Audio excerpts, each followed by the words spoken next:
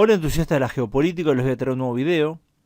Vamos a hablar de la relación entre Estados Unidos y México, pero retrotrayéndonos varias décadas, vamos a ir hacia el siglo XX. Vemos que la relación entre estos dos países es interesante, simbiótica, tiene sus matices también, pero un tema muy importante es el tema de la inmigración mexicana hacia Estados Unidos. Vemos que esta inmigración tiene más de un siglo y medio y realmente no hubo muchos momentos en los cuales hubiera barreras de algún tipo legales para que esta inmigración ocurriese, muy pocas veces. La mayoría del tiempo Estados Unidos recibió a los inmigrantes mexicanos. Tenemos que hay un tema de conversación actualmente que tiene que ver con la política de Occidente en general, pero si vamos a hablar de Estados Unidos, también de Estados Unidos en particular, que es el creciente nacionalismo y la xenofobia, esta posición anti-inmigrante que aprovechan distintos candidatos políticos, también tenemos intelectuales, gente de los medios de comunicación, bueno, que hablan de como lo que serían precedentes históricos, como por ejemplo lo que fue la operación Espaldas Mojadas, no voy a decir el término en inglés, lo voy a poner acá, en la cual el gobierno de Estados Unidos habría deportado por lo menos 1 millón de inmigrantes mexicanos en 1954 para hacer lugar a los veteranos de guerra. Bueno, una política xenófoba, anti-mexicana. Bueno, este es el discurso que mucha gente utiliza hasta el día de hoy. Y es interesante porque hay una confluencia, porque tenemos que gente de derecha nacionalista utiliza ese discurso y gente más progresista, pero que lo ve como algo negativo, también utiliza el mismo discurso y el mismo presente histórico. Ahora, ¿pasó eso realmente? Bueno, tenemos que decir que no es tan así, realmente. Un poco antes, si vamos a lo que fue la Segunda Guerra Mundial, el gobierno de México y Estados Unidos habían desarrollado un acuerdo que se llamó el programa Bracero. Este permitió a los trabajadores mexicanos trabajar a corto plazo a cambio de una seguridad fronteriza más estricta y el regreso de los inmigrantes mexicanos ilegales a México. Y acá vamos a ver que algunos términos que realmente no se utilizan como los utilizamos actualmente, porque cuando se dice que se permitió a los trabajadores mexicanos trabajar en los Estados Unidos, uno podría pensar, bueno, lo que pasó fue que el gobierno de Estados Unidos levantó las barreras que había para que esto sucediera, y no es así para nada. La ley de inmigración que estaba vigente en esa época era la ley de inmigración de 1924, la que fue muy restrictiva con respecto a algunos inmigrantes en particular. Vemos que esa ley, por ejemplo, había limitado, bueno, había vedado completamente la inmigración de Asia. Los asiáticos no podían ir a Estados Unidos. Había bajado muchísimo la inmigración de Europa. Algunas cuotas, alrededor del 3% de la cantidad de extranjeros de esa nacionalidad que hubiera en Estados Unidos. Y lo que apuntaba más bien era que los inmigrantes vinieran principalmente de Alemania, del norte de Europa, de Gran Bretaña, y dejar afuera a la gente del sur de Europa y del este de Europa, algo que efectivamente sucedió.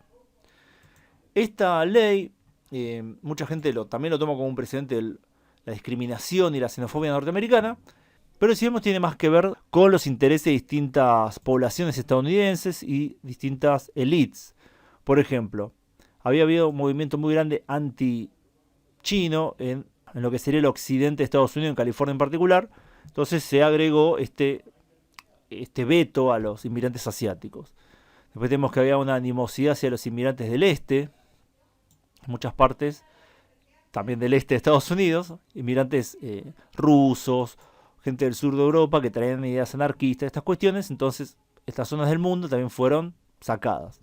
Por otro lado, esta ley que mucha gente hoy en día también reivindica en Estados Unidos como un momento muy bueno identitario de Estados Unidos, de hecho no vedaba la inmigración de América.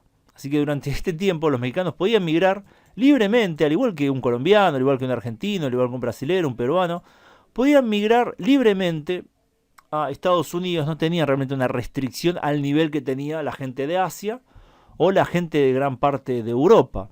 Así que esta imagen identitaria no es tan así. Digamos, la política tenía más que ver con intereses más que una ideología identitaria. De hecho, lo que fue la Ley de Inmigración de 1965, que reemplaza y que es vista por muchos como un momento en el cual Estados Unidos dejó esta política identitaria y pasó a algo más globalista, ponía un tope a la inmigración de México y de los países latinoamericanos, por primera vez, algo que la anterior ley no hacía. Entonces vemos cómo una cosa es la historia real y otra cosa son los discursos acerca de lo que pasó en la historia. La inmigración mexicana fue muy importante durante la Segunda Guerra Mundial para reemplazar a la mano de obra de mucha gente que estuvo movilizada y que participó de la guerra. Ahora, ¿a quién benefició esto? Evidentemente benefició a ambos países. Y lo que buscaba el gobierno de México, y en gran parte también las élites de México, era el control extraterritorial de su fuerza laboral que estaba en Estados Unidos, y así beneficiarse también al mismo tiempo del capital que esta mano de obra generaba, gran parte del cual obviamente sí iba a enviar a México. Entonces lo que pasaba era que con el programa Bracero, los mexicanos tenían licencia para trabajar en los Estados Unidos, y después la idea era que vuelvan y gastaran ese dinero en México, que lo reinvirtieran, que lo usaran en consumo o en cosas en México. Así los capitalistas de México se iban a poder beneficiar. Esto fue un éxito en gran parte. Tenemos que el nivel de vida de México empieza a mejorarlo bastante. Se nota bastante ya un poco antes de la Segunda Guerra Mundial, pero después aumenta muchísimo. Muchísimo. La operación Espaldas Mojadas es en gran parte una respuesta, yo diría en mayor parte, una respuesta a las peticiones de México de que deportaran a esa gente, porque esa gente no quería volver, los inmigrantes no querían volver a México en gran parte, un porcentaje muy alto, no querían volverse, querían quedar en Estados Unidos, tenían un mejor nivel de vida, aún con las malas condiciones, en comparación al trabajador norteamericano. Entonces el gobierno de México se quejaba constantemente. El gobierno de México era el primero en proteger realmente, en poner controles fronterizos en la frontera México-estadounidense. No los estadounidenses, que tenían muy poca presencia en esa época, y especialmente en el estado de Texas. Había zonas inmensas en el cual del lado norteamericano no había nadie protegiendo la frontera. Los mexicanos podían entrar perfectamente.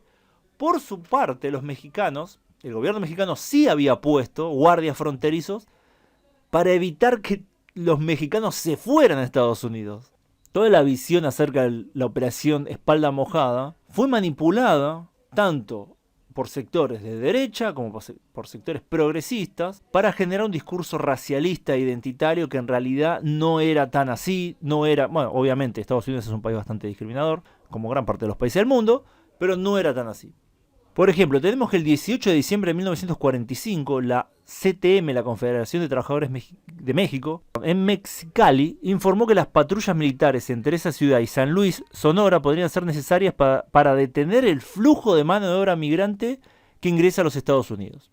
2 días después, Eugenio Elorduy, presidente de Baja California de la Cámara Nacional de la Industria, recomendó que se destinaran 4 autobuses con efectivos del ejército a la frontera. Y me parece importante señalar esto, porque este discurso en el cual se demoniza a Estados Unidos y se demoniza a las políticas estadounidenses, pero se oculta las políticas de las élites latinoamericanas, se usa constantemente y realmente no nos muestran una imagen real de lo que pasó. Acá tenemos que la élite mexicana hizo lobby para que Estados Unidos deportara a millones, en realidad 1 millón, de trabajadores mexicanos para que trajeran el capital y se pudieran beneficiar ellos mismos.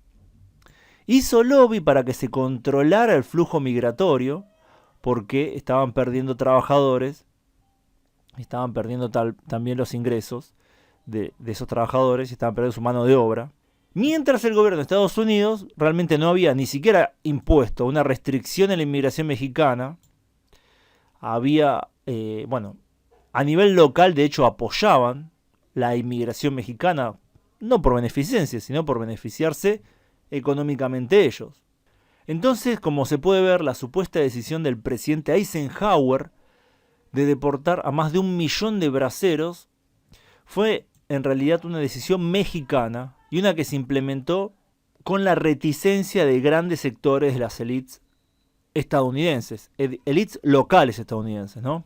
Así que todo este discurso, por lo menos en Estados Unidos, acerca de deportaciones gigantescas, masivas de inmigrantes, es muy probable que no sucedan, porque ya no necesariamente las élites agropecuarias del terratenientes del sur de Estados Unidos son los beneficiarios, sino también tenemos que Silicon Valley se beneficia de la inmigración india y asiática, asiática del este. Tenemos que otros lugares de Estados Unidos se benefician de la inmigración latinoamericana. Tiene que haber una convergencia en los intereses de las élites para que realmente esto pueda ir hacia adelante. Bueno, espero que les haya parecido interesante el video. Pongan me gusta si les gustó y compartan si creen que vale la pena compartir. Les dejo la pregunta. ¿Creen que si llega a ganar, por ejemplo, Trump en Estados Unidos, vaya a llevar a cabo estas deportaciones masivas o es meramente una herramienta electoral? Lo leo en los comentarios. Gracias a todos por su tiempo y gracias especiales a quienes colaboran con el canal en Patreon. Pueden acceder a contenido exclusivo además y aparecer en los agradecimientos de los videos de este canal, mis otros canales, Ultra Argentina y Pernada. Nos vemos pronto, saludos.